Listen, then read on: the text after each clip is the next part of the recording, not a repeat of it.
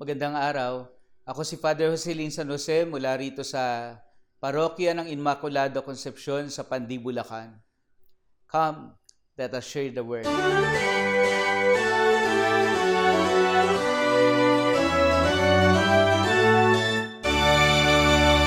Sa araw na ito, sa pagdiriwang natin ng kapistahan ni Apostol Santiago, binibigay sa atin ng mabuting balita ang tamang pag-unawa ng kadakilaan at kung papaano maging dakila.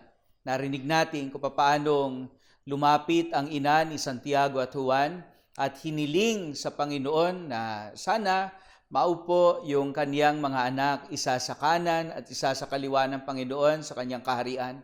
Ngunit narinig din natin kung ano yung sinagot ng Panginoon. Na nilinaw niya sa atin, nilinaw niya na yung kadakilaan kasi, hindi yun dapat na hinahangad natin dahil lamang sa meron tayong nagawa, kundi mas maganda o mas matamis yung kadakilaan kapag yung kadakilaan ay hindi lamang yung pinagpapaguran, kundi dahil ito ay kusang ipinagkakaloob sa atin. At alam natin na yun yung sagot ng Panginoon. Matapos na tanungin, mababata niyo ba yung hirap na aking babatahin? Sumagot sila ng oo. Pero sabi pa rin ng Panginoon, wala naman sa akin yon kung sino yung mauupo sa kanan at kaliwa. Na maliwanag na may mga bagay na wala sa ating mga ginawa. Iyon ay dahil kusang ipinagkakaloob yon sa atin ng Diyos.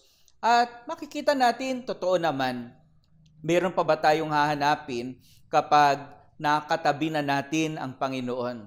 O sabihin natin, hindi man natin katabi, nakasama lang. Hindi ba sa ating pag-unawa sa magaganap sa atin sa wakas ng panahon, kapag tayo ay natagpo ang karapat-dapat, ang sabi sa atin, makikita natin ang Diyos ng mukhaan. Sinasabi pa ba kung sino yung malapit o malayo, kung sino yung nakatabi sa kanan o kaliwa? Hindi. Pero tayong lahat magiging dakila dahil makikihati tayo sa kadakilaan ng Panginoon sa kalangitan. Kaya nga, ang mahalaga lamang, hindi yung kung sino pa yung mabibigyan nung lugar ng karangalan, kung kanan o kaliwa na malapit sa Panginoon. Ang mahalaga, kapiling natin ang Diyos na siyang nagbibigay at pinagmumula ng lahat ng karangalan sa buhay. Ikalawa, binabanggit din sa atin kung paano yung kadakilaan daw ay matatamo natin hindi sa pamamaraan natin bilang mga tao. Kadalasan, yun yung ating pananaw, yung kapag tayo gugustuhin natin yung tinitingala. Ang tunay na kadakilaan daw, hindi yung tinitingala, kundi yung niyuyuko dahil yumuyuko rin tayo. Hindi ba ang mahal na Birhen ganun din? Nung sinabi niya, ako'y alipin ng Panginoon, maganap sa akin ayon sa wika mo. Ganun din yung mga apostol. Kapag nung matutunan na nila na ang kadakilaan ay wala pala dun sa pataas, kundi dun sa kanilang pagpapakababa. Sabi nga ng Panginoon, nais maging dakila, dapat na maging lingkod ng lahat. Kaya nga, ito yung siyang ating pagsikapan. Matuto tayo kay Apostol Santiago. Oo, hindi sinagot ng Panginoon na siya ay magiging dakila. Ngunit ano ba ang tawag natin sa kanya ngayon? Hindi ba ang tawag natin, Apostol Santiago ang dakila? Yun ang tawag natin kahit sa wikang Ingles, St. James the Great. Ipinagkaloob sa kanya ng Panginoon yung karangalang hinahanap niya o hinangad niya nung siya ay nabubuhay, bagamat hindi na niya nalaman yon nung siya ay nabubuhay.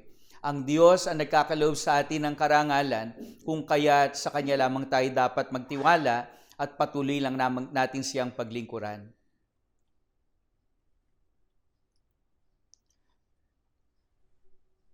Ama naming mapagmahal, nagpapasalamat kami sa iyo dahil sa pagbibigay sa amin kay Apostol Santiago upang maging huwara namin sa kadakilaan.